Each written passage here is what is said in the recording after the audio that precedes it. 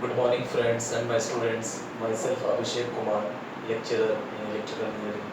Students, आज हम लोग डीसी मशीन्स एंड ट्रांसफार्मर्स जो सब्जेक्ट है उसका जो नया टॉपिक हमने शुरू किया था ट्रांसफार्मर्स, उसका लेक्चर नंबर 2 हम लोग कवर करेंगे। स्टूडेंट्स, लेक्चर नंबर ट्रांसफार्मर्स के लेक्चर नंबर 1 में हमने देखा था ट्रांसफार्मर्स के बेसिक्स के बारे में, हमने ट्रांसफार्मर्स के प्रिंसिपल ऑफ ऑपरेशन के बारे में हमने देखा था, हमने समझा था कि ट्रांसफार्मर्स है क्या और किस तरह से ये काम करता है, कैसे ये ट्रांसफार्मर्स इंपॉर्टेंट है। हमने देखा था कि कैसे पावर सिस्टम्स में इसका रोल बहुत इंपॉर्टेंट है, चाहे वो ट्रांसमिशन सिस्टम हो चाहे वो डिस्ट्रीब्यूशन सिस्टम हो। हमने देखा था कि ट्रांसफार्मर का रोल बहुत इंपॉर्टेंट है।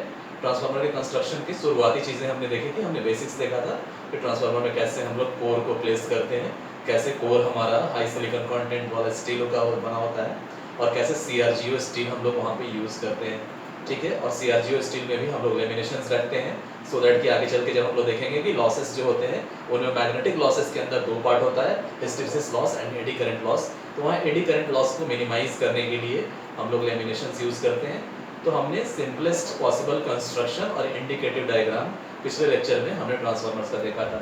जैसे जैसे ग्रेजुअली ट्रांसफार्मर्स में हम लोग आगे बढ़ेंगे और भी डिटेल्स हम लोग ट्रांसफार्मर्स के बारे में देखेंगे, हम लोग उसके कंस्ट्रक्शंस को डीपली देखेंगे, डिटेल से देखेंगे, उसके वर्किंग को समझेंगे और उसमें क्या क्या चीज़ें हम लोग करते हैं वो हम लोग देखेंगे, कौन कौन से स्पेसिफिक चीज़ें और कौन कौन सा परफॉर्मेंस ट्रांसफार्मर के हेल्प से हम लोग करा सकते हैं इलेक्ट्रिकल इंजीनियरिंग में और इलेक्ट्रिकल एनर्जी के यूजेस में। हम लोग कहाँ कहाँ ट्रांसफार्मर्स को किन किन रोल्स में हम लोग उससे परफॉर्मेंस कराते हैं और क्या क्या हमारी ज़रूरतें रहती है उसके अकॉर्डिंग हम लोग ट्रांसफार्मर्स को एडजस्ट करते हैं, वो सारी चीज़ें हम लोग देखेंगे। स्टूडेंट्स, आज के लेक्चर नंबर 2 में हम लोग ट्रांसफार्मर्स का EMF इक्वेशन डिराइव करेंगे और ये EMF इक्वेशन डिराइव करके हम लोग उसी से ट्रांसफार्मर्स का ट्रांसफॉर्मेशन रेशियो निकालेंगे। तो आपका टॉपिक है आज का लेक्चर नंबर 2 का टॉपिक है EMF इक्वेशन ऑफ ट्रांसफार्मर्स।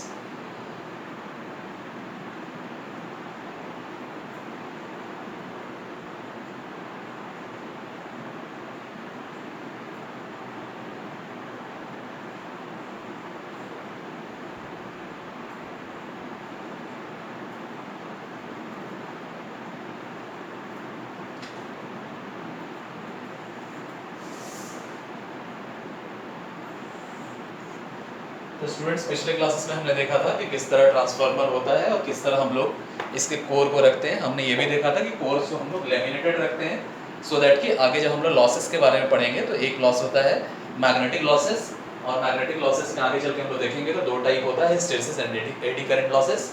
आगे चल के हम लोग डिटेल्स देखेंगे कैसे एडी करंट लॉसेस होता है, लेकिन अभी ये जान लेना है कि एडी करंट लॉसेस को मिनिमाइज करने के लिए वो कोर जो होता है उसको हम लोग लैमिनेटेड रखते हैं। मतलब हम लोग थिन शीट्स ऑफ मेटल्स में हम लोग कट करते हैं कोर को, थिन शीट्स ऑफ मेटल्स, और उन थिन शीट्स ऑफ मेटल्स को आपस में इलेक्ट्रिकली हम लोग इंसुलेटेड रखते हैं, वार्निश की कोटिंग करके, उस पर इंसुलेटिंग मटेरियल की कोटिंग करके, और उन बाद में उन इंसुलेशंस को एक साथ स्टैक टुगेदर करके रख के अंडर हाइड्रोलिक प्रेशर हम लोग स्टैक कर देते हैं और तब इससे हमारा कोर बनता है। तो पिछले क्लास में हमने देखा था कि एक्चुअली में हमारा ट्रांसफार्मर कोर जो होता है तो कुछ इस तरह से होता है। आज इसी के बेसिस पे हम लोग EMF इक्वेशन डिराइव करेंगे और ये आपका इंडिकेटिव डायग्राम है। जैसा कि मैं पहले ही बता चुका हूँ कि यहाँ हम लोग शो करते हैं कि ट्रांसफार्मर के कोर के एक लिंब पे यानी एक लेग पे एक कॉइल को हमने रखा है और दूसरे लिंब पे यानी दूसरे लेग पे हमने दूसरे कॉइल को रखा है।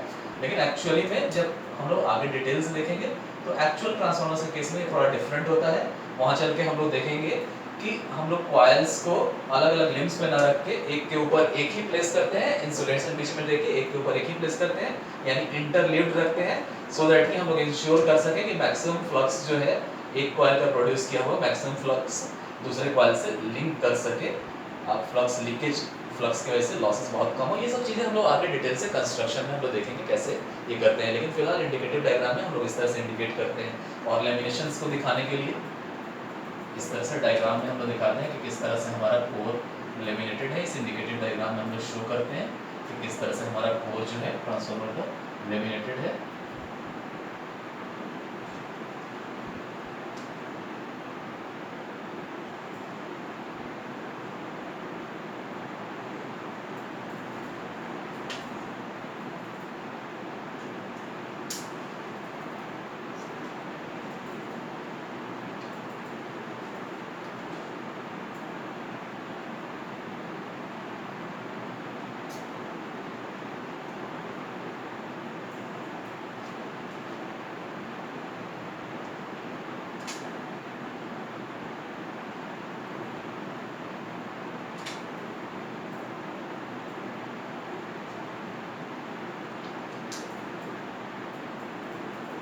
इस तरह से थिन लेमिनेशंस को हम लोग शो करते हैं यहाँ पे।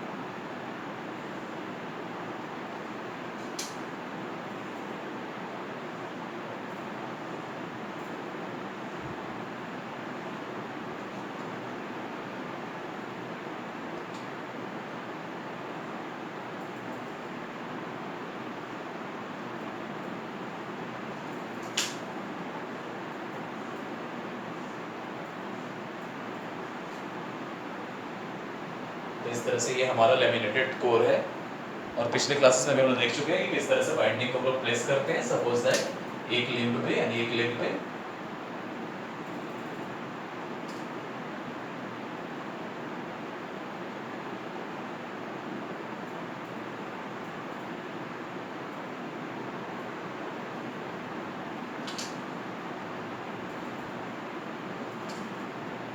इस तरह से एक कॉइल को हमने प्लेस कर दिया, उस तरह दूसरे लिंब पे यानी दूसरे लेग पे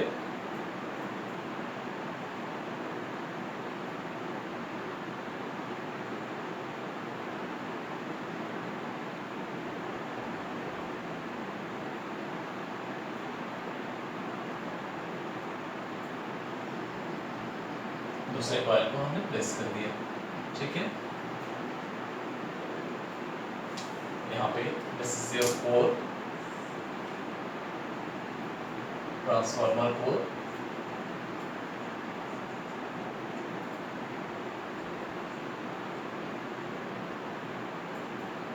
और ट्रांसफार्मर कोर में इस तरह से हमने दिखाया है ये दो लेग्स।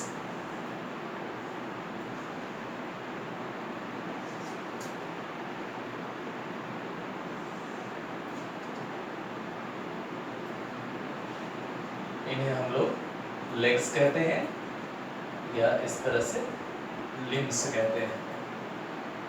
ठीक है,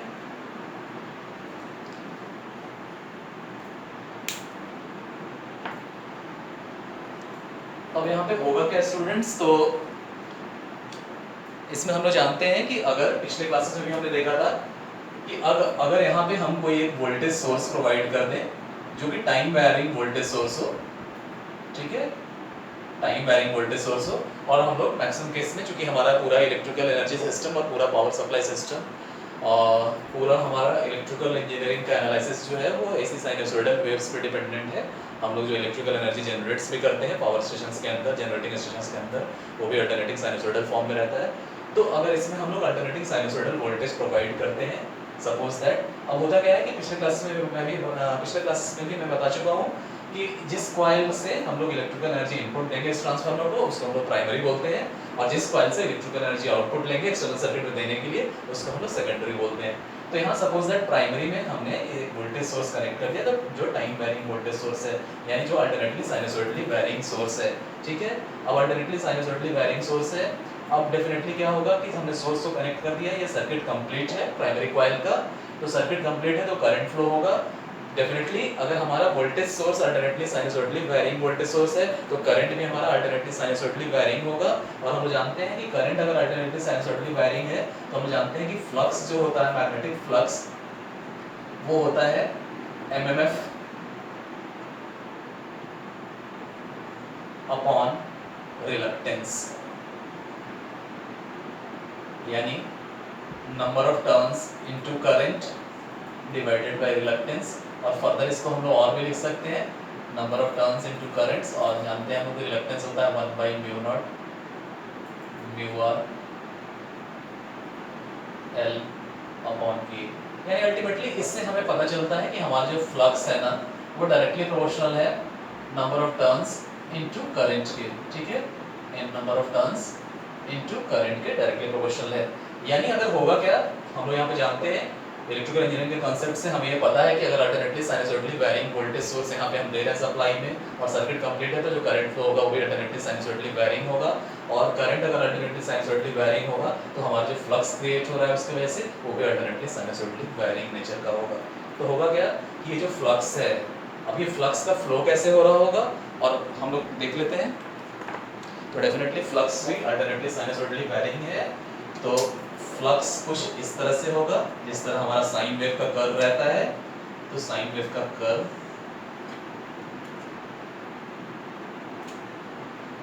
इस तरह से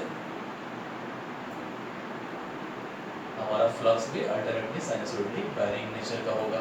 ठीक है, इस तरह से हमारा फ्लक्स होगा।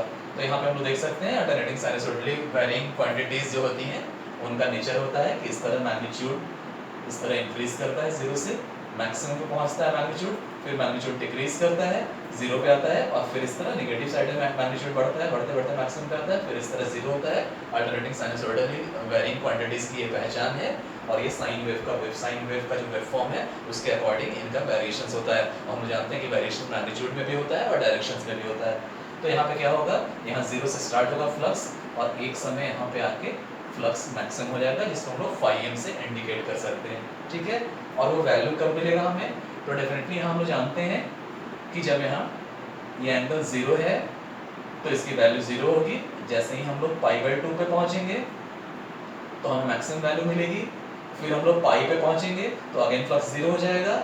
ठीक है, और इस तरह सो ऑन, इस तरह हम लोग फाइनली 2 पाई तक हम लोग पहुंचेंगे। ठीक है, अब होता क्या है कि इसमें ये हम लोग जानते हैं कि साइन वेव का एक कंप्लीट पल्स जो है ना वो 2 पाई के रिवोल्यूशन में हमें मिल रहा है। यानी हम लोग कह सकते हैं कि ये जो 2 पाई है वो टाइम पीरियड है इस साइन वेव का।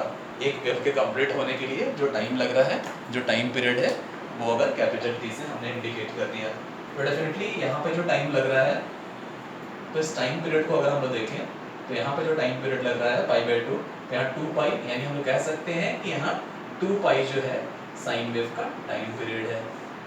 ठीक है, तो यहाँ इस केस में हम लोग देख सकते हैं, तो इस केस में हम लोग जहाँ पे हमारा फ्लक्स मैक्सिमम हो जा रहा है, तो फ्लक्स मैक्सिमम हो जा रहा है वहाँ पे हमारा टाइम पीरियड क्या होगा, तो हम निकाल सकते हैं इसके हिसाब से, इस रिलेशन के हिसाब से निकाल सकते हैं हम लोग। तो इसके हिसाब से हो जाएगा pi is equal to T by two, and ultimately pi by two is equal to T by 4। यानी ये जो पॉइंट है पाई बाई टू के एंगल पर जिस समय हमें फ्लक्स डेंसिटी मैक्सिमम मिल रही है, वो पॉइंट, उसी पॉइंट को अगर हम टाइम पीरियड के रेस्पेक्ट में लिखें तो ये पॉइंट करस्पॉन्ड करता है टी बाई 4 को। ठीक है, तो अब हमें क्या करना है कि हमें इंड्यूस्ड ईएमएफ निकालना है। और यहाँ इस केस में हम लोग देखते हैं कि होता क्या है।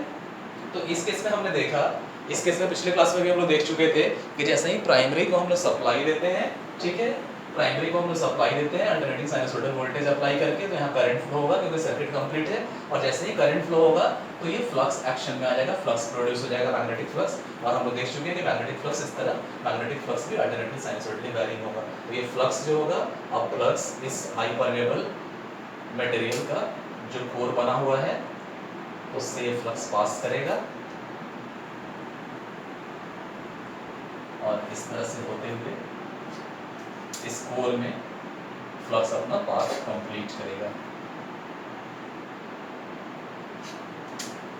इस तरह से फ्लक्स अपना पाथ कंप्लीट करेगा। एक डायरेक्शन के अलावा अगर हम लोग दिखाएं तो इस तरह से हम लोग फ्लक्स को शुरू कर सकते हैं। इस तरह से फ्लक्स अपना पाथ कंप्लीट कर रहा है। ठीक है, और ये फ्लक्स जो है डेफिनेटली ये टाइम वेरिंग फ्लक्स है। तो यहाँ पे क्या होगा, जो इसकी मैक्सिमम वैल्यू है हम लोग इंडिकेट कर सकते हैं कि टाइम वेरिंग फ्लक्स है जिसका मैक्सिमम वैल्यू फाई एम हो सकता है। ठीक है, अब यहाँ पे हम लोगों ने पिछले क्लासेस में भी देखा था कि अब क्या होगा कि जैसे ही ये वोल्टेज हमने अप्लाई किया, करंट फ्लो हुआ, फ्लक्स भी बन गया, और फ्लक्स भी वैरिंग नेचर का है। यानी यहाँ पर ये जो वैरिंग फ्लक्स कॉइल से लिंक कर रहा है, तो जाहिर है वहाँ पर फ्लक्स लिंकेज हो रहा है, और फ्लक्स लिंकेज का वेरिएशन हो रहा है क्योंकि फ्लक्स भी वैरिंग है मैग्नीट्यूड में भी और डायरेक्शन में भी। तो डेफिनेटली हम जानते हैं कि ये फ्लक्स जो हुआ ये प्राइमरी कॉइल का प्रोड्यूस किया हुआ फ्लक्स, क्योंकि हमने इसे एज्यूम किया है कि इलेक्ट्रिकल एनर्जी सप्लाई हम इस साइड से दे रहे हैं, तो ये प्राइमरी कॉइल है, और इस साइड से इलेक्ट्रिकल एनर्जी आउटपुट हम लोग ले रहे हैं, तो ये सेकेंडरी कॉइल है।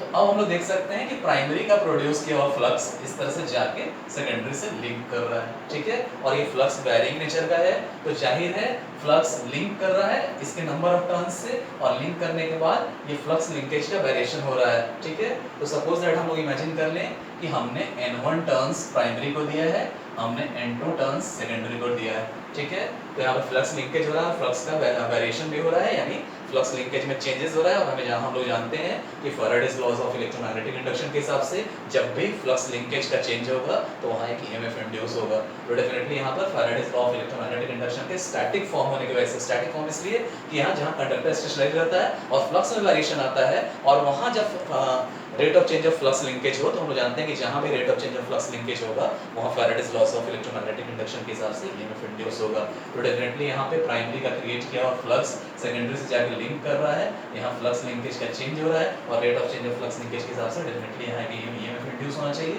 तो यहाँ क्या होता है, इस कॉइल में एक ईएमएफ इंड्यूस हो जाता है जिसको हम लोग E2 से इंडिकेट करते हैं। आगे चल के हम लोग देखेंगे कि लेंज लॉ के हिसाब से ये जो फ्लक्स, ये जो ईएमएफ इंड्यूस होगा, ये अपना करंट इस तरह से सेटअप करेगा कि करंट का प्रोड्यूस किया मैग्नेटिक फ्लक्स अपने होने के कारण को अपोज करेगा। यानी लेंज लॉ के हिसाब से ये वोल्टेज जिस तरह से इंड्यूस होगा ये अपने होने के कारण को अपोज करेगा। ठीक है, तो आगे चल के इन चीज़ों को भी हम लोग देखेंगे। फिलहाल क्या है यहाँ पर कि यहाँ पर एक ईएमएफ सेकेंडरी में इंड्यूस हो रहा है प्राइमरी के क्रिएट किए हुए फ्लक्स के कारण, और प्राइमरी के क्रिएट किए हुए फ्लक्स की वजह से जो rate of change of flux linkage हो रहा है उसकी वजह से। अब क्या होगा, तो ये हमने देखा कि प्राइमरी का क्रिएट किया हुआ फ्लक्स के वेरिएशंस की वजह से सेकेंडरी में ईएमएफ इंड्यूस हो रहा है। तो ये हो रहा है किसकी वजह से, तो म्यूचुअल इंडक्शन की प्रॉपर्टी की वजह से। उसी तरह क्या होगा, प्राइमरी का ही प्रोड्यूस किया हुआ फ्लक्स के वेरिएशन की वजह से प्राइमरी में भी एक इंड्यूस ईएमएफ होगा प्राइमरी साइड में सेल्फ इंडक्शन की प्रॉपर्टी से और Faraday's laws of electromagnetic induction की प्रॉपर्टी से, क्योंकि यहाँ rate of change of flux linkage involve है। तो Faraday's laws of electromagnetic induction के स्टैटिक फॉर्म की वजह से यहाँ भी, और सेल्फ इंडक्शन की प्रॉपर्टी की वजह से यहाँ भी एक इंड्यूस्ड ईएमएफ होगा जो E1 होगा। आगे चल के हम लोग डिटेल से जब देखेंगे तो हम लोग ये भी देखेंगे कि ये फ्लक्स भी इस तरह से इंड्यूस होता है कि ये भी अपने होने के कारण को अपोज करता है लेंज लॉ के हिसाब से। ठीक है, अब क्या होगा यहाँ पे, जब तक ये ओपन टर्मिनल है तब तक तो कोई करंट नहीं फ्लो हो रहा है, लेकिन जैसे ही यहाँ पे अगर हम लोग लोड कनेक्ट कर रहे हैं, जैसे ही अगर हम लोग यहाँ पे लोड कनेक्ट कर देते हैं, ठीक है, तो क्या होगा, सर्किट कंप्लीट होने की वजह से इसमें भी करंट फ्लो होने लग गया, इसको हम लोग I2 से इंडिकेट कर सकते हैं। जिस तरह प्राइमरी में I1 करंट जा रहा था, इस तरह हम लोग I2 से इंडिकेट कर सकते हैं। और I2 से इंडिकेट होगा तो इस लोड की वजह से जो लॉसेस है, जो वोल्टेज ड्रॉप है, उसकी वजह से अल्टीमेटली इस लोड के अक्रॉस V2 डेवलप होगा। ठीक है, लोड के अक्रॉस यहाँ पे V2 डेवलप होगा। ठीक है, अब हम लोग ईएमएफ इक्वेशन को डिराइव करेंगे। ठीक है, तो ईएमएफ इक्वेशन को डिराइव करने के लिए हमें ये ध्यान में रखना होगा, ईएमएफ इक्वेशन को डिराइव करने के लिए तो हमें लेके चलना होगा, यहाँ पे हमने लिया है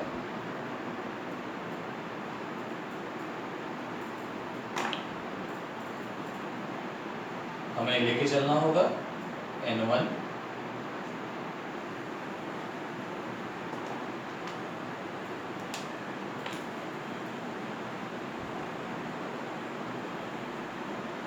N1 is equal to number of turns in primary winding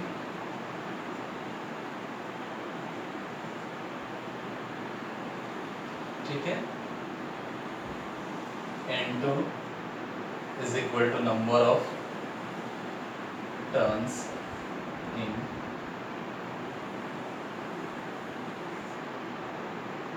secondary winding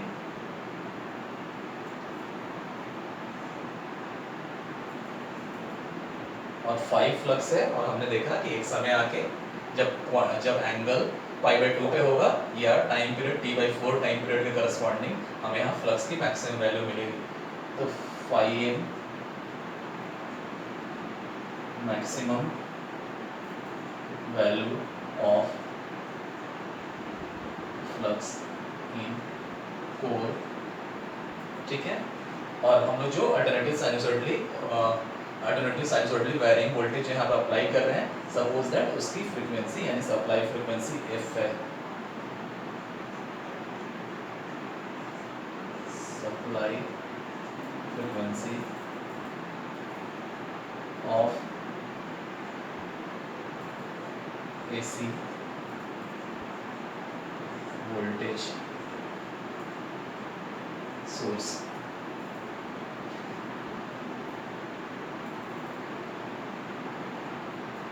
ठीक है, तो इन चीजों को हम लोग लेके चल रहे हैं यहाँ पे।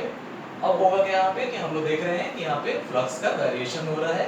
ठीक है, और फ्लक्स के वेरिएशन की वजह से हम लोग देख सकते हैं कि rate of change of flux linkage हो रहा है, हमें ईएमएफ इक्वेशन डिराइव करना है। ठीक है, तो यहाँ पे हम लोग देख सकते हैं कि ये जो फ्लक्स का वेव है अल्टरनेटली साइनसॉइडली वेरिंग फ्लक्स का वेव है। तो यहाँ हम लोग देख रहे हैं कि time t is equal to 0 पे फ्लक्स की वैल्यू 0 है, और time t is equal to या टाइम के करस्पॉन्डिंग जो एंगल है π/2, ठीक है, उस पे हमें मैक्सिमम वैल्यू ऑफ फ्लक्स मिल रहा है, फाई एम मिल रहा है, और वो पाई बाय 2 का जो पॉइंट है वो करस्पॉन्ड कर रहा है टाइम पीरियड का फ्रैक्शन t/4, यानी टाइम पीरियड का फ्रैक्शन t/4 के पॉइंट पर, या यूं कहें तो एंगल पाई बाय 2 के पॉइंट पे हमें ये मैक्सिमम मिल रहा है। तो यहाँ पे 0 से लेके मैक्सिमम के बीच में हम लोग एवरेज निकाल सकते हैं, फ्लक्स में कितना वेरिएशन हो रहा है। तो ठीक है, हम लोग वेरिएशन निकाल सकते हैं। तो हम लोग कर सकते हैं कि एवरेज चेंज इन फ्लक्स, ठीक है, तो हम लोग निकाल सकते हैं एवरेज चेंज और वेरिएशन इन फ्लक्स। तो हम देख सकते हैं कि फ्लक्स 0 से फाई एम तक वैरी कर रहा है, तो हम लोग कह सकते हैं कि फाई एम माइनस 0 हमें एवरेज निकालना है टाइम के हिसाब से, ठीक है, एवरेज वेरिएशन। और ये हमें एवरेज चेंज इन या एवरेज वेरिएशन इन फ्लक्स हमें जो मिल रहा है वो मिल रहा है phi M minus 0 is equal to phi M. अब हमें वेरिएशन हमें पता चल गया कि 0 से फाई एम तक है। इससे हम लोग rate of change of flux निकाल सकते हैं। यहाँ 0 से पाई बाय 2 के पॉइंट तक या 0 से t/4 के पॉइंट तक हम rate of change of flux निकाल सकते हैं। तो rate of change of flux हमारा हो जाएगा, हमने देखा कि फ्लक्स में वेरिएशन फाई एम है और ये किस टाइम के करस्पॉन्डिंग है, किस एंगल के करस्पॉन्डिंग है, तो 0 से पाई बाय 2 के एंगल में, या अगर टाइम पीरियड में निकालें तो 0 से t/4 टाइम पीरियड में, यानी टाइम जो है हमारा t/4 माइनस 0, यानी हम लोग कह सकते हैं कि phi M divided by t/4, ठीक है। अब हम लोग फ्रीक्वेंसी के करस्पॉन्डिंग इन चीज़ों को भी देख सकते हैं। तो हमें पता है कि हमारा टाइम पीरियड और फ्रीक्वेंसी का रिलेशन आपस में इस तरह से होता है, time period is equal to 1 by frequency. तो डेफिनेटली इस पॉइंट को जहाँ पे हमें फ्लक्स का मैक्सिमम वैल्यू मिलता था, उस पॉइंट को एंगल के टर्म में हमने दिखाया तो वो पॉइंट पाई बाय 2 था। हमने टाइम पीरियड के फ्रैक्शन में दिखाया तो ये पॉइंट t/4 को करस्पॉन्ड करता है। इसी पॉइंट को हम लोग फ्रीक्वेंसी के टर्म में भी दिखा सकते हैं इस रिलेशन को यूज करके। तो डेफिनेटली यहाँ पर अगर ये पॉइंट करस्पॉन्ड कर रहा है t/4 को, तो फ्रीक्वेंसी के टर्म में क्या होगा, तो फ्रीक्वेंसी के टर्म में तो इससे हम निकाल सकते हैं, तो इससे हम लोग निकाल सकते हैं अगर t is equal to 1/f है तो definitely t/4 is equal to 1/4f, यानी डेफिनेटली ये पॉइंट 1/4f को करस्पॉन्ड कर रहा है। तो rate of change of flux linkage को फ्रीक्वेंसी के टर्म में भी हम लोग निकाल सकते हैं। तो डेफिनेटली क्या हो जाएगा, phi M divided by 1/4f, ठीक है। तो ultimately rate of change of flux linkage हमें मिल गया, rate of change of flux linkage हमें मिल गया 4f फाई एम, ठीक है। और हमें पता है कि rate of change of flux linkage Faraday's laws of electromagnetic induction के हिसाब से हमें पता है कि rate of change of flux linkage induced EMF के बराबर होता है, ठीक है। हमें पता है कि जो according to Faraday's laws of electromagnetic induction rate of change of flux linkage जो होगा, ठीक है, वो इंड्यूस्ड ईएमएफ के बराबर होगा। और आगे चल के हम लोग लेंज लॉ के हिसाब से देखते हैं कि वोल्टेज इस तरह से इंड्यूस होगा कि अपने होने के कारण को अपोज करेगा, और उस लेंज लॉ के इफेक्ट को दिखाने के लिए हम लोग नेगेटिव साइन लगा देते हैं यहाँ पे, ठीक है। अब होता है कि ये n नंबर ऑफ टर्न्स के लिए, सपोज दैट 1 टर्न्स के लिए हम निकालना है, यानी अगर हमें इंड्यूस्ड ईएमएफ पर टर्न निकालना है तो definitely n is equal to 1 हो जाएगा। तो ये फार्मूला हमारा सिमट के आ जाएगा माइनस d∅dt, ठीक है। और ये लेंज लॉ के इफेक्ट को अगर थोड़ी देर के लिए हम लोग इग्नोर कर दें तो ये सिंपली d∅dt, अगर सिर्फ मैग्नीट्यूड को हम लोग कंसीडर करें तो सिंपली d∅dt, यानी rate of change of flux linkage. तो यहाँ हमने वही निकाला है, rate of change of flux, ठीक है। और definitely rate of change of flux जो है हमारा वो इंड्यूस्ड ईएमएफ के बराबर होगा। और एक कंडक्टर के लिए जो कि हम लोग n इज इक्वल टू 1 लेके चले हैं, यानी इंड्यूस्ड ईएमएफ पर टर्न, तो यही हो जाएगा हमारा इंड्यूस्ड ईएमएफ पर टर्न। हम लोग कह सकते हैं दिस इज 0। और इसमें भी इंड्यूस्ड ईएमएफ में भी एक चीज ध्यान में रखना है हम लोगों को कि यहाँ हमने इंड्यूस्ड ईएमएफ निकाला था तो किस लिए, किस वजह से और किस चीज को ध्यान में रखते हुए, तो यहाँ हमने एवरेज निकाला था। एक्चुअली हम लोग कर क्या रहे थे, तो average change variation in flux निकाल रहे थे, और उसके हिसाब से हम लोग average rate of change of flux हम लोग निकाल रहे थे। इसको हम लोग कह सकते हैं average rate of change of flux. तो डेफिनेटली हमें जो इंड्यूस्ड ईएमएफ मिल रहा है वो भी एवरेज वैल्यू मिलेगा, क्योंकि एवरेज के करस्पॉन्डिंग यहाँ 0 से मैक्सिमम तक जो वैल्यू वैरी कर रही है उसका एवरेज हमने निकाला था, हमें मिला था एवरेज चेंज इन फ्लक्स, और उसके हिसाब से average rate of change of flux हमें मिला था, ठीक है। तो डेफिनेटली यहाँ पे हमने एवरेज के करस्पॉन्डिंग इसको निकाला था। हमने देखा था यहाँ पे कि 0 से मैक्सिमम फ्लक्स का जो वेरिएशन हो रहा है वो 0 से T/4 टाइम पीरियड के करस्पॉन्डिंग हो रहा है। तो यहाँ हमने एवरेज निकाला, हमने एवरेज चेंज या एवरेज वेरिएशन इन फ्लक्स निकाला जो φm के बराबर था। इससे हमने average rate of change of flux निकाला जो हमें 4f φm मिला। और डेफिनेटली हमें पता है कि rate of change of flux जो होगा वो rate of change of flux induced EMF के बराबर होगा according to the static form of Faraday's laws of electromagnetic induction. तो डेफिनेटली यहाँ जो हमें इंड्यूस्ड ईएमएफ मिल रहा है वो एवरेज इंड्यूस्ड ईएमएफ होगा। और एवरेज ईएमएफ इंड्यूस्ड डेफिनेटली एक टर्न के लिए हम लोग निकाल रहे हैं तो ये हो गया पर टर्न और ये डेफिनेटली इसी वैल्यू के बराबर है 4f φm। ठीक है, तो ये वैल्यू हमें मिल गई। अब है क्या कि हम लोग जानते हैं कि अल्टरनेटिंग साइनसॉइडली वैरिंग क्वांटिटीज में यानी एसी क्वांटिटीज में जो भी हम लोग कैलकुलेशंस करते हैं, जो भी हम लोग रिप्रेजेंटेशंस करते हैं क्वांटिटीज का, और इवन हमारे जो भी मेजरिंग इंस्ट्रूमेंट्स हैं वो हमारे सारे मेजरिंग इंस्ट्रूमेंट्स एसी के लिए एसी के करस्पॉन्डिंग जो वैल्यूज हमें दिखाते हैं वो आरएमएस वैल्यूज दिखाते हैं। कैलकुलेशंस में भी अपने अल्टरनेटिव क्वांटिटीज से जुड़े हुए कैलकुलेशंस में जो वैल्यू हम लोग कैलकुलेशंस में कंप्यूट करते हैं वो आरएमएस वैल्यू होता है। ठीक है, तो होगा क्या, क्योंकि हम जानते हैं कि आरएमएस वैल्यू ही डीसी इक्विवेलेंट वैल्यू है, यानी जहां भी हमें अल्टरनेटिंग क्वांटिटीज और डायरेक्ट क्वांटिटीज के किसी परफॉर्मेंस को हमें जज करना होगा, कंपेयर करना होगा, तो हम लोग क्या करते हैं तो आरएमएस वैल्यू एसी के केस में लेके चलते हैं, इसीलिए हम लोग उसको डीसी इक्विवेलेंट वैल्यू भी कहते हैं। ये पिछले क्लासेस में मैं समझा चुका हूँ। ठीक है, तो डेफिनेटली हमारा हर एक क्वांटिटीज एसी को रिप्रेजेंट करने के लिए जो कैलकुलेशंस में आता है वो आरएमएस वैल्यू रहता है। आरएमएस वैल्यू को ही हम लोग हर जगह इस्तेमाल करते हैं। तो यहाँ क्या है, एवरेज हमने निकाला, एवरेज इंड्यूस्ड ईएमएफ पर टर्न हमें मिल गया, अल्टरनेटिंग क्वांटिटीज है तो डेफिनेटली हमारा सारा रिप्रेजेंटेशन आरएमएस के टर्म में होगा। तो एवरेज को हम लोग आरएमएस में कन्वर्ट कर सकते हैं फॉर्म फैक्टर का यूज करके। तो डेफिनेटली हमें पता है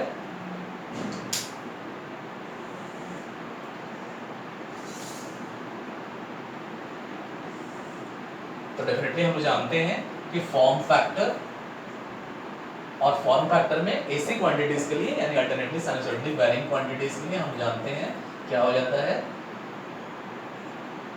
आरएमएस वैल्यू, बल्कि ये फॉर्म फैक्टर सबके लिए होगा RMS value by average value. ये फार्मूला सबके लिए एप्लीकेबल होगा, लेकिन हाँ इस फार्मूला से जो मैग्नीट्यूड बन के आएगा, इस फार्मूला का जो रिजल्ट आएगा वो अलग होगा। और अल्टरनेटिव साइनसॉइडल क्वांटिटीज के लिए ये 1.11 के बराबर होता है। तो इस फॉर्म फैक्टर को यूज करके यहाँ पे क्या है, हमने एवरेज इंड्यूस्ड ईएमएफ पर टर्न निकाल लिया। अब हम लोग आरएमएस वैल्यूज के करस्पॉन्डिंग उस एवरेज इंड्यूस्ड ईएमएफ पर टर्न के करस्पॉन्डिंग आरएमएस वैल्यू को कैलकुलेट कर सकते हैं। तो डेफिनेटली यहाँ से हम लोग देख सकते हैं कि हमारा आरएमएस वैल्यू क्या हो जाता है, तो simply 1.11 multiplied by average value. अब हम लोग average value of induced EMF निकाल चुके हैं, इससे हमें RMS value of induced EMF मिल जाएगा। ठीक है, तो इससे हम लोग निकाल सकते हैं RMS value of induced EMF पर टर्न। तो यहाँ हम देख सकते हैं, यहाँ प्राइमरी साइड के लिए हम निकाल के चल रहे हैं, क्योंकि प्राइमरी साइड के लिए हम इसको निकाल के चल रहे हैं, तो डेफिनेटली इसको हम लोग इंड्यूस्ड ईएमएफ ई देंगे। और प्राइमरी के लिए निकाल रहे हैं इसलिए इसको 1 सफिक्स हम लोग इसको दे सकते हैं। तो ये किसके बराबर हो जाएगा, तो डेफिनेटली ये जो एवरेज वैल्यू है, एवरेज वैल्यू और मल्टीप्लाइड बाय 1.11 यानी 1.11 into 4f φm। ठीक है, अब ये क्या है, तो RMS value of induced EMF पर टर्न है हमारा, RMS value of induced EMF पर टर्न। ठीक है, यानी एक टर्न के लिए हमने निकाला है। अब हम लोग देख सकते हैं कि प्राइमरी साइड में total number of turns n है, तो यहाँ पे हो सकता है टोटल हम निकाल सकते हैं हम लोग टोटल इंड्यूस्ड ईएमएफ। ठीक है, और यहाँ पे बल्कि हम लोग अभी सिर्फ ई लिखेंगे, total induced EMF, total induced EMF. तो ये किसके बराबर हो जाएगा, तो टोटल इंड्यूस्ड, ये हम लोग कह सकते हैं सिर्फ इंड्यूस्ड ईएमएफ पर turn into number of turns into number of turns, यानी इसको हम लोग लिख सकते हैं ये पूरी की पूरी वैल्यू। तो हमारा अब जो E1 मिल रहा है प्राइमरी साइड का इंड्यूस्ड ईएमएफ वो क्या है, और इसको मल्टीप्लाई करके डायरेक्ट हम लोग लिख देंगे 4.44 F phi m N1। तो ये हमें मिल गया टोटल इंड्यूस्ड ईएमएफ पर टर्न जो कि आरएमएस वैल्यू में है, ठीक है। तो ये हमें इंड्यूस्ड ईएमएफ की क्वेश्चन मिल गया। अब इसी के करस्पॉन्डिंग हम लोग सिमिलर वे से जब कैलकुलेट करेंगे तो हमें सेकेंडरी का मिल जाएगा इंड्यूस्ड ईएमएफ पर turn 4.44 F phi m N2। इस तरह हमें सेकेंडरी का भी मिल जाएगा, ठीक है। इसको हम लोग इक्वेशन नंबर 1 कह सकते हैं, इसको इक्वेशन नंबर 2 कह सकते हैं। और इसी तरह हम लोग देख सकते हैं, तो हमें पता है रिलेशन जो फ्लक्स का रिलेशन होता है फ्लक्स डेंसिटी से, तो हम लोग जानते हैं कि फ्लक्स डेंसिटी जो होता है वो इस तरह से रिप्रेजेंट होता है फ्लक्स डेंसिटी। तो हम जानते हैं कि B का जो फ्लक्स डेंसिटी है वो डेफिनेटली phi अपॉन A होगा, A यहाँ पे एरिया है। अब इसी के करस्पॉन्डिंग जब हम लोग मैक्सिमम फ्लक्स डेंसिटी को इस फार्मूला में कंप्यूट करेंगे, तो इसी के करस्पॉन्डिंग जब हम लोग मैक्सिमम फ्लक्स डेंसिटी को कंप्यूट करेंगे तो डेफिनेटली उसके मैक्सिमम फ्लक्स को इंडिकेट करेंगे, तो डेफिनेटली उसके करस्पॉन्डिंग जो फ्लक्स डेंसिटी मिलेगी उसको हम Vm से इंडिकेट करेंगे। तो चाहे तो इसी फार्मूला को हम लोग और लिख सकते हैं E1 = 4.44 F phi m Vm into A, sorry phi की जगह phi m की जगह हम लोग simply Vm into A put कर सकते हैं और इधर नंबर ऑफ टर्न्स। तो एक फार्मूला हम लोग ऐसे भी इंडिकेट कर सकते हैं, सेम इसी फार्मूला को रिप्रेजेंट करने का तरीका अलग है। यहाँ phi m को हम लोग फ्लक्स डेंसिटी और एरिया का टर्म में लिख रहे हैं, उसी तरह E2 को भी करस्पॉन्डिंगली हम लोग लिख सकते हैं 4.44 phi Vm into A into number of turns in secondary. तो इस तरह से हम लोग इंडिकेट कर सकते हैं, ठीक है। तो ये हमारा इंड्यूस्ड ईएमएफ का इक्वेशन आ गया, ठीक है। अब स्टूडेंट्स इससे हमें इंड्यूस्ड ईएमएफ का इक्वेशन मिल गया, तो इससे हम लोग अब देख सकते हैं। तो यहाँ पे एक चीज बहुत गौर करने लायक है, एक चीज अगर हम लोग यहाँ पे ध्यान दें, ठीक है। तो स्टूडेंट्स एक चीज अगर हम लोग यहाँ पे ध्यान दें दोनों इक्वेशंस पे, इक्वेशन नंबर 1 पे और इक्वेशन नंबर 2 पे। इक्वेशन नंबर 1 जो हमारा RMS value of induced EMF indicate कर रहा है प्राइमरी साइड का, और यहाँ जो हमें इंड्यूस्ड ईएमएफ मिल रहा है सेकेंडरी साइड का, इसमें अगर हम लोग गौर करें ना, तो यहाँ अगर N1 और N2 को अगर हम लोग LHS में शिफ्ट करें तो इक्वेशन नंबर 1 से हमें मिलेगा E1/N1 = 4.44 phi FM। उसी तरह अगर इक्वेशन नंबर 2 से हम लोग N2 को LHS में ले जाएं तो हमें मिलेगा E2/N2 = 4.44 phi FM। तो हम लोग यहाँ पर देख सकते हैं कि प्राइमरी साइड का induced EMF divided by primary side का नंबर ऑफ टर्न्स, उसी तरह सेकेंडरी साइड का induced EMF divided by secondary side का नंबर ऑफ टर्न्स हमें कांस्टेंट वैल्यू प्रोवाइड कर रहा है। यानी हम लोग कह सकते हैं कि E1/N1 = E2/N2, ठीक है। और इसी से हमें टर्न्स रेशियो मिल जाएगा। तो इससे हम लोग देख सकते हैं, इसको अगर हम लोग कंप्यूट करें तो हमें मिलता है E2/E1 = N2/N1। तो स्टूडेंट्स हमने देखा कि किस तरह से हमारा, इसी को हम लोग बोलते हैं ट्रांसफॉर्मेशन रेशियो, ठीक है, वोल्टेज ट्रांसफॉर्मेशन रेशियो। और ये हमारा हम लोग इसको K के बराबर इंडिकेट करते हैं, where K is voltage transformation ratio, या सिंपली सिर्फ ट्रांसफॉर्मेशन रेशियो भी हम लोग बोलते हैं।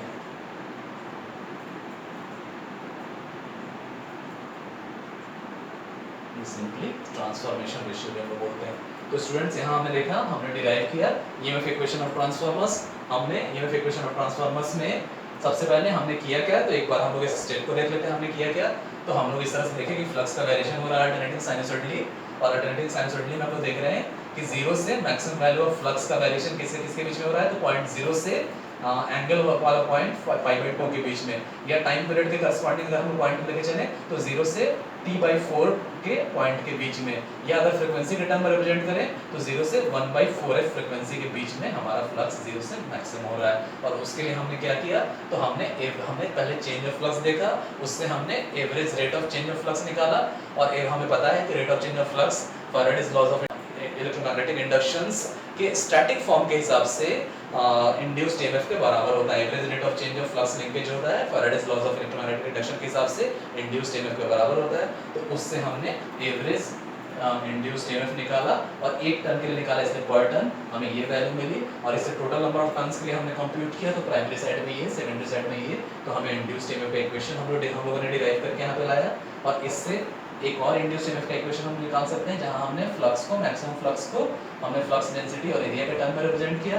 और इससे हमें रिमार्केबल चीज देखने को मिला कि हम लोग देख रहे हैं कि प्राइमरी साइड का induced EMF divided by primary number of turns, और सेकेंडरी साइड का induced EMF divided by number of turns in secondary अगर हम निकालते हैं तो हमें एक कांस्टेंट वैल्यू मिलती थी।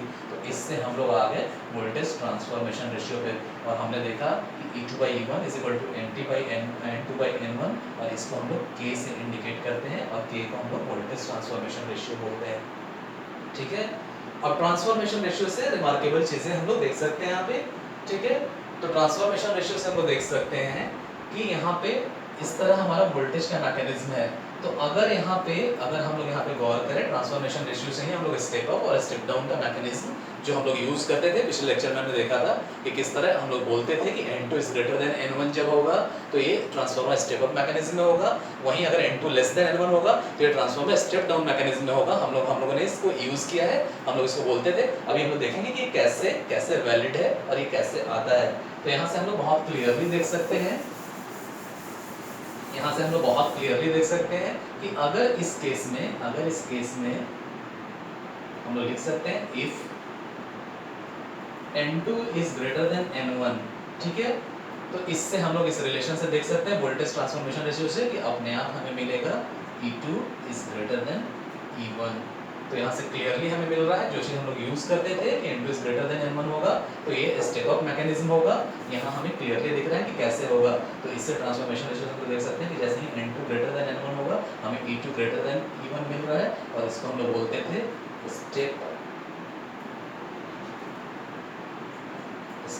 अप। ठीक है, step up mechanism of transformer. तो यहाँ से हम लोग देख रहे हैं कि जैसे ही N2 greater than N1 हो रहा है तो हमारा E2 greater than E1 मिल रहा है, यानी N2 number of turn secondary का अगर हम ज़्यादा बड़ा रखते हैं N1 के मुकाबले तो हमें इंड्यूस्ड ईएमएफ जो सेकेंडरी में मिलेगा E2 वो E1 के मुकाबले ग्रेटर होगा। ठीक है, और इसी के करस्पॉन्डिंग दूसरा वाला केस भी आ जाएगा इसी मैथमेटिकल इक्वेशन को यूज करके। तो हम लोग देख सकते हैं कि if N2 is less than N1 तो डेफिनेटली इस फॉर्मूला से हमें मिल रहा है E2 is also less than E1, और इसी को हम लोग बोलते हैं step down mechanism in transformers. ठीक है, क्योंकि यहाँ क्या हो रहा है, इस केस में जब number of turns secondary side का हम लोग कम रख रहे हैं N1 के मुकाबले तो डेफिनेटली E2 भी हमारा लेस मिल रहा है E1 के मुकाबले। तो वोल्टेज इधर हायर था, अब लोअर हो रहा है सेकेंडरी साइड में तो डेफिनेटली डाउन हो रहा है। तो वोल्टेज के करस्पॉन्डिंग हम लोग लिखते हैं स्टेप डाउन। हमेशा ध्यान में रखना है कि वोल्टेज के करस्पॉन्डिंग जो वैल्यूज में चेंजेस आता है उसके हिसाब से ही हम स्टेप अप स्टेप डाउन रखते हैं। हालांकि हमें पता है कि करंट का जो स्टेप अप स्टेप डाउन होगा वो इसके रिवर्स रेशियो में होगा, वो भी हम लोग देख लेंगे कि कैसे आएगा डिराइव होके। ठीक है, अब होता क्या है कि transformers, actual transformer, practical transformer में तो थोड़ा सा वेरिएशन आएगा, लेकिन अपने केसेस को सिंपलीफाई करने के लिए पहले भी हम लोग देख चुके हैं कि किसी भी चीज को समझने के लिए हम लोग पहले आइडियल केस लेके चलते हैं। तो अगर हम लोग आगे चलकर हम देखेंगे कि इसका मतलब भी क्या है, आइडियल ट्रांसफार्मर का क्या मतलब है। अभी फिलहाल इसको अपनी अंडरस्टैंडिंग को डेवलप करने के लिए हमें समझ लेना है कि अगर ये हमारा ट्रांसफार्मर आइडियल रहा और अगर इसके साथ साथ नो लोड पे रहा, ठीक है, हम लोग एज्यूम कर लेते हैं कि यहाँ अगर लोड नहीं रहा, ठीक है, और ये तब डेफिनेटली करंट यहाँ तो फ्लो नहीं होगा। ठीक है, यहाँ वोल्टेज V2 होगा। तो इस केस में क्या होगा, इस केस में हम लोग देखते हैं कि अगर हमारा ट्रांसफार्मर आइडियल है और नो लोड पे है, ठीक है, तो लॉसेस नेग्लिजिबल हो जाता है, लॉसेस एकदम नेग्लिजिबल हो जाता है। लॉसेस नेग्लिजिबल होने का क्या मतलब है, तो डेफिनेटली अब V और E1 के बीच में अंतर बहुत कम है, लॉसेस नेग्लिजिबल है, तो ऑलमोस्ट हमारा V1 E1 के बराबर है, हमारा V2 E2 के बराबर है, ठीक है। तो इससे जब हमारा लॉसेस नेग्लिजिबल होगा, जब हमारा ट्रांसफार्मर में लॉसेस नेग्लिजिबल होगा, पिछले क्लास में हम लोग डिस्कस कर चुके हैं कि ट्रांसफार्मर में क्या होता है, तो इलेक्ट्रिकल एनर्जी का ट्रांसफर एक कॉइल से दूसरे कॉइल में होता है इंडक्टिवली, ठीक है।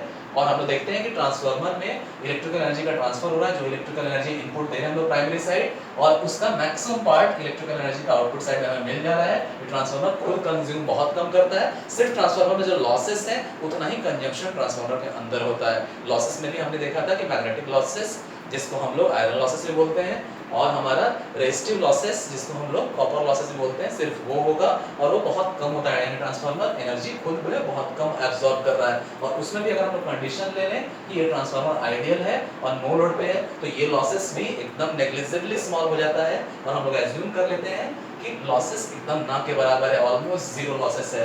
तो उस केस में जब लॉसेस नेग्लिजिबल होगा, तो हमारा सप्लाई वोल्टेज, ये इंड्यूस्ड ईएमएफ, तो सप्लाई वोल्टेज जो प्राइमरी में हम लोग दे रहे हैं वो इंड्यूस्ड ईएमएफ प्राइमरी साइड के बराबर होगा, और इंड्यूस्ड ईएमएफ जो सेकेंडरी साइड है वो ऑलमोस्ट सेकेंडरी साइड के वोल्टेज के बराबर होगा, ठीक है। तो आइडियल नो लोड के केस में हम लोग देख रहे हैं कि इस ट्रांसफार्मर में कोई भी एनर्जी एब्जॉर्ब नहीं हो रही है, तो उस केस में हम लोग कह सकते हैं कि प्राइमरी साइड का पावर ऑलमोस्ट सेकेंडरी साइड के पावर के बराबर है। और हम लोग पिछले क्लासेस में देख चुके हैं कि पावर का जनरल इक्वेशन एसी के केस में क्या होता है, तो हम लोग जानते हैं पावर का जनरल इक्वेशन एसी के केस में P = VI cos phi होता है। यहाँ cos phi क्या है, पावर फैक्टर। लेकिन हम लोग जान रहे हैं, पिछले क्लासेस में मैंने बताया था कि एक तो इसके अंदर एनर्जी एब्जॉर्ब नेग्लिजिबल हो रहा है, और एब्जॉर्ब हो भी रहा है, क्यों, तो लॉसेस की वजह से हो रहा है। और लॉसेस में भी हम लोग जानते थे, पिछले क्लासेस में मैं बता चुका हूँ कि लॉसेस में भी होता क्या है कि आयरन लॉसेस जो है वोल्टेज पर डिपेंडेंट है, और आपका कॉपर लॉसेस है यानी रेजिस्टिव लॉसेस है वो करंट पर डिपेंडेंट है। कोई भी लॉसेस यानी कोई भी इलेक्ट्रिकल एनर्जी जो थोड़ी सी इसके अंदर कंज्यूम हो भी रही है, वो किसी भी तरह से वोल्टेज और करंट के बीच के एंगल पर डिपेंड नहीं करता है, यानी डेफिनेटली पावर फैक्टर पर नहीं डिपेंड करता है। तो एसी के केस में भले ही हमारा पावर का equation P = VI cos phi होता है, लेकिन इस केस में cos phi पर डिपेंडेंट, फाई पर डिपेंडेंट यानी वोल्टेज और करंट के बीच के एंगल पर डिपेंडेंट नहीं रहने की वजह से, cos phi पर डिपेंडेंस नहीं रहने की वजह से ये इक्वेशन सिमट के P = VI हो जाता है, ठीक है।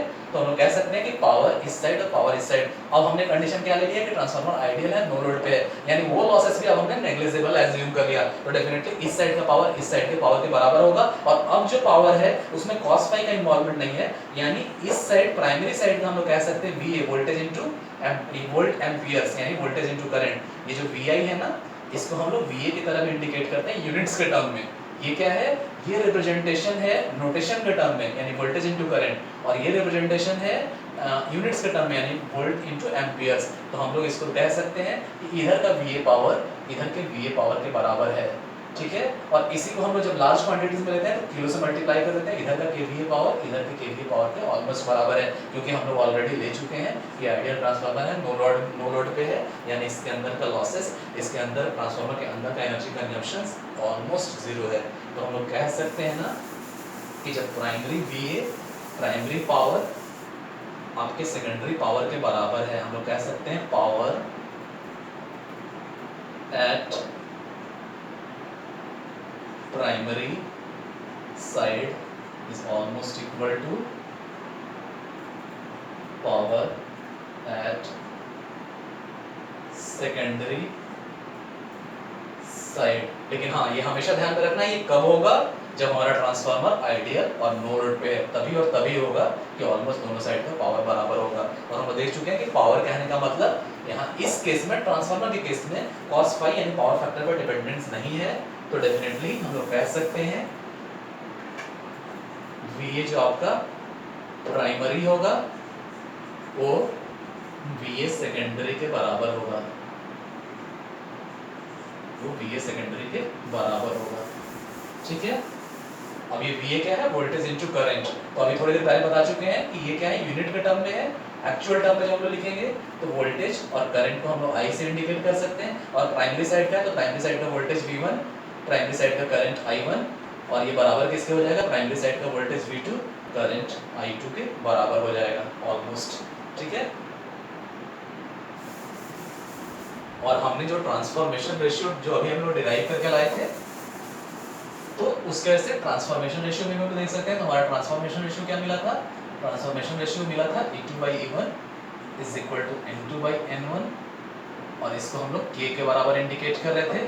ठीक है, ये हमें जनरल केस मिला था, यानी ये सब केस में एप्लीकेबल होगा, चाहे ये आइडियल हो, नो लोड पे हो, या नॉन आइडियल नहीं हो, लोड पे हो, हर केस में मिलेगा। लेकिन इस कंडीशन में हमेशा ध्यान में रखना है, आइडियल और नो लोड के कंडीशन में हम लोग देख रहे हैं कि लॉसेस नेग्लिजिबल है। लॉसेस नेग्लिजिबल है तो V1 is almost equal to E1 and V2 is almost equal to E2।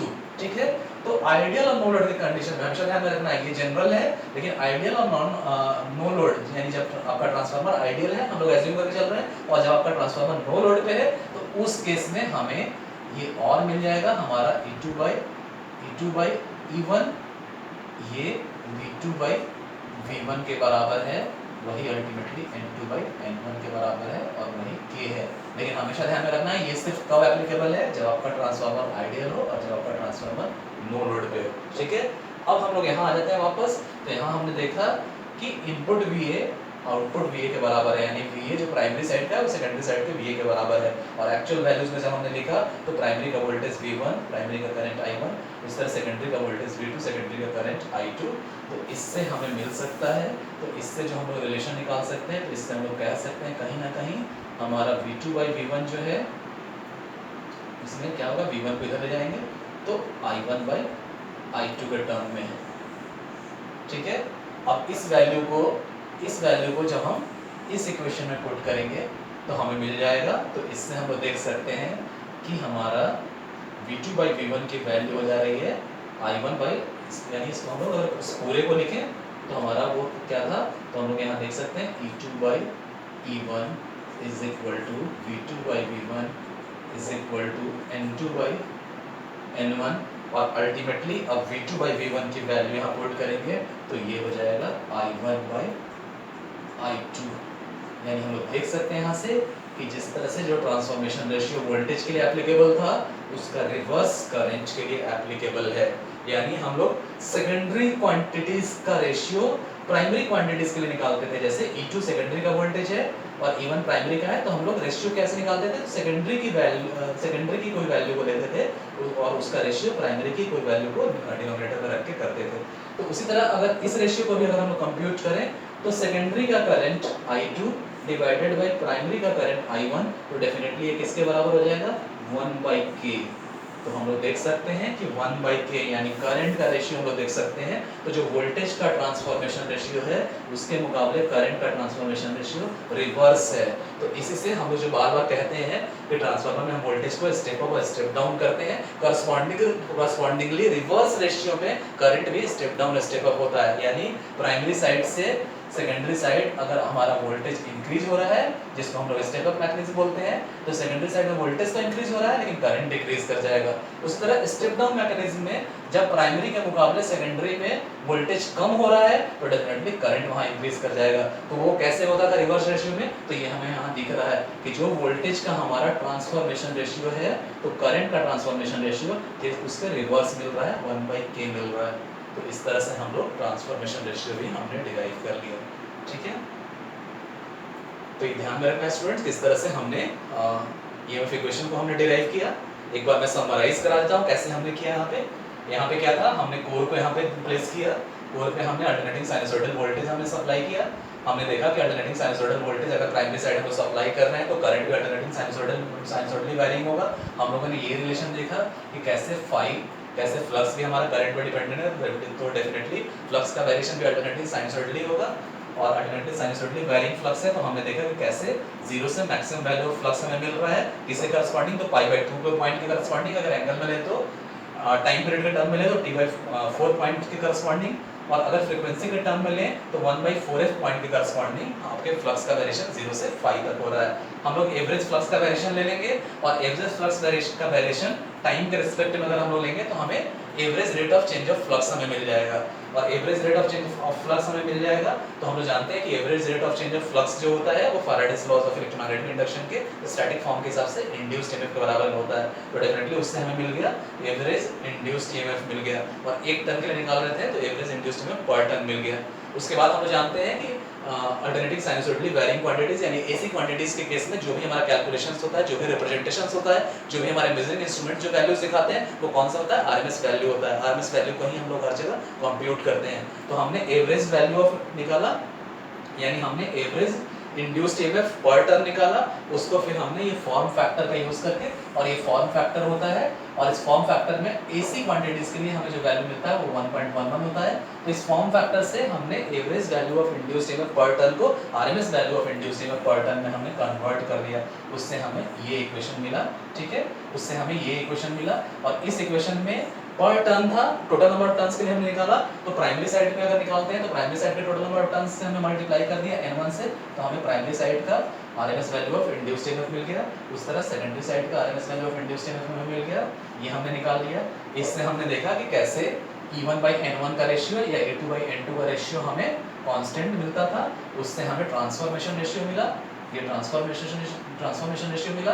हमें याद रखना है कि ये ट्रांसफॉर्मेशन रेशियो जनरली एप्लीकेबल है, यानी ट्रांसफार्मर लोड पे रहे ना रहे, आइडियल रहे नॉन आइडियल रहे, सब में एप्लीकेबल है। लेकिन जैसे ही हमने इसको पर्टिकुलराइज कर दिया, जनरलाइज के बजाय पर्टिकुलराइज कर दिया, यानी हमने कंडीशन ले लिया कि हमारा ट्रांसफार्मर आइडियल है, नो लोड पे है, तो उस केस में हमने देखा कि हमारा लॉसेस ऑलमोस्ट नेग्लिजिबल है। लॉसेस नेग्लिजिबल होने का मतलब है हमारा V1 E1 के बराबर था ऑलमोस्ट, हमारा E2 V2 के बराबर था ऑलमोस्ट। इससे हमें ये इक्वेशन मिला, और ये इक्वेशन में जब हमने कंडीशन ले लिया कि हमारा ट्रांसफार्मर आइडियल भी है, नो लोड पे है, तो हम जानते हैं कि लॉसेस नेग्लिजिबल है। लॉसेस नेग्लिजिबल है तो ऑलमोस्ट प्राइमरी साइड पे जो हम लोग पावर दे रहे हैं वो सेकेंडरी साइड में पावर के बराबर है। हमने देखा कि किस तरह पावर का पावर फैक्टर पर डिपेंडेंस नहीं है इस केस में, ट्रांसफार्मर के केस में। तो इससे हमने देखा कि प्राइमरी का VA सेकेंडरी के VA के बराबर है। फिर इससे फर्दर हमने देखा जब हमने कंप्यूट की वैल्यूज, तो प्राइमरी साइड का वोल्टेज, सेकेंडरी साइड का वोल्टेज, और इसको कंप्यूट करने के बाद हमें अल्टीमेटली ये हमारा ट्रांसफॉर्मेशन रेशियो मिला। और ट्रांसफॉर्मेशन रेशियो में इन वैल्यूज को कंप्यूट करने के बाद हमने देखा कि करंट का ट्रांसफॉर्मेशन रेशियो कैसे वोल्टेज के ट्रांसफॉर्मेशन रेशियो के रिवर्स होता है, यानी वोल्टेज का भी जिस तरह से ट्रांसफॉर्मेशन हो रहा है, करंट का ट्रांसफॉर्मेशन उससे ठीक रिवर्स होगा। तो ये सारी चीज़ें हमारे लिए इंपॉर्टेंट है स्टूडेंट्स, आपको इनको ध्यान में रखना है। नेक्स्ट क्लासेस में हम लोग ट्रांसफार्मर का कंस्ट्रक्शन डिटेल से देखेंगे। और स्टूडेंट्स साथ ही साथ हमें ये भी ध्यान में रखना है, कि जो EMF इक्वेशन हमने डिराइव किया, तो डेफिनेटली ये इंड्यूस्ड EMF का इक्वेशन है प्राइमरी साइड के लिए, और ये इंड्यूस्ड EMF का इक्वेशन है सेकेंडरी साइड के लिए। तो हमें ये भी ध्यान में रखना है कि डेफिनेटली इंड्यूस्ड EMF आ रहा है तो इसका यूनिट वोल्ट्स होगा, तो ये ध्यान में रखना है।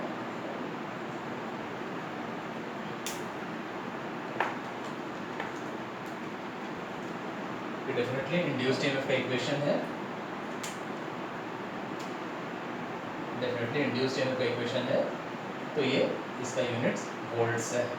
तो इसमें सबने यूनिट्स भी मेंशन कर दीजिए, वोल्ट्स, ये इतना वोल्ट्स,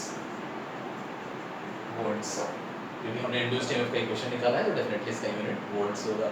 ओके, थैंक यू।